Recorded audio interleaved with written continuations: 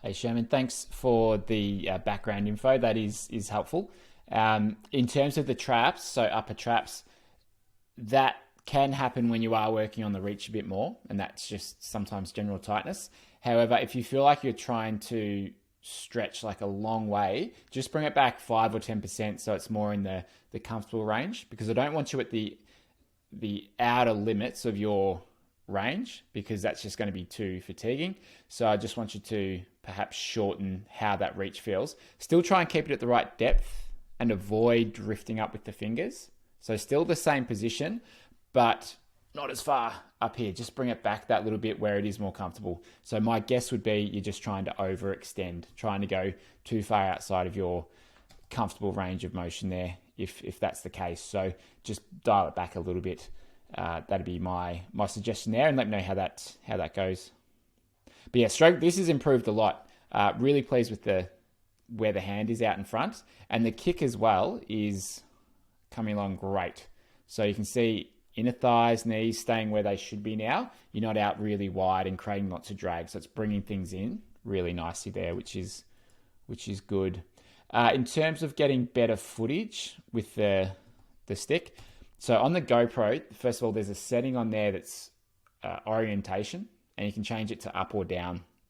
So if you've got it on the boom or the stick, then I would set it to down.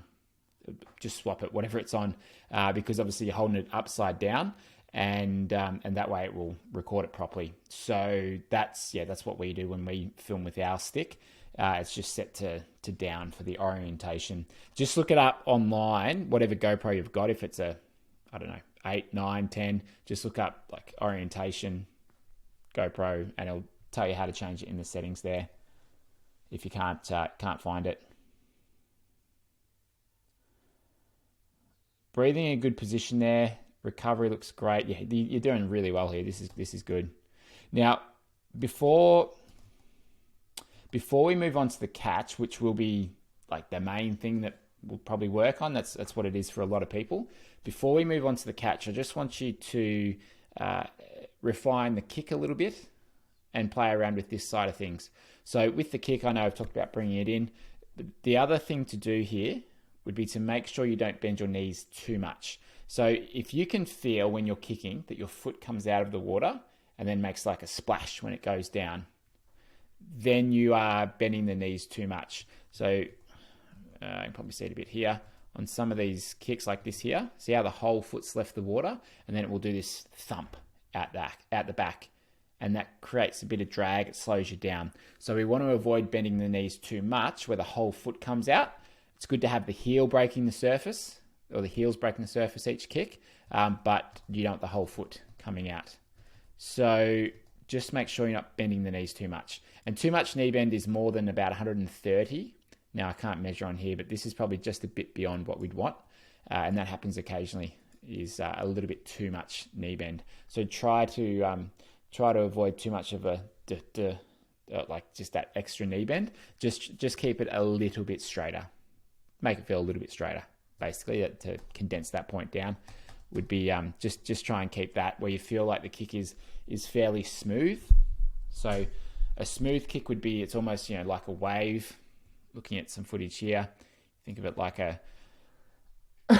like a wave with the kick, and it doesn't have to be this continuous 6-beat kick like you see here, but that's generally how we want most of the kick to be. A kick that wasn't smooth would be like a thump, like thump, thump, thump, thump, with too much of that knee bend. So try and smooth it out a little bit. But with that said, not much of your propulsion will be coming from the kick, or we don't want it to come from the kick. We want most of it to come from what the arms are doing, and then the kick is more just balance and timing out the back. So while I know we're thinking a lot about the kick here and just getting some things to happen with it, eventually we'll want to just forget about it. It will do its thing out the back, and it will feel a lot easier where you just don't have to think about it. But for now, it's just one of those things we have to just tweak a little bit to get it where we want it. So really pleased with how the kick's coming along. Bit less knee bend, make it a bit smoother, like a wave, and then we'll move on to the catch. So just send another video in another week or so if you can, and we'll go from there.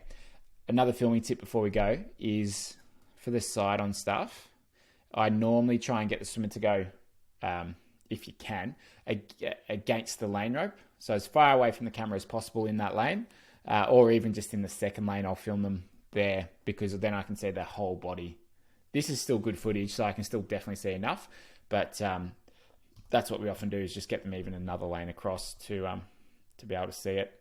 So see how you go with that. But otherwise, footage is good. You'd go a bit higher with that above water shot too, just to get a bit more of you in. And then on this one here, I would even get...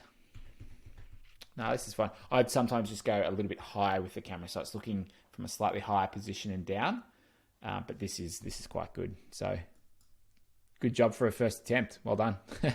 And this is excellent, this one here. So yeah, just focus on the kick and we'll go from there.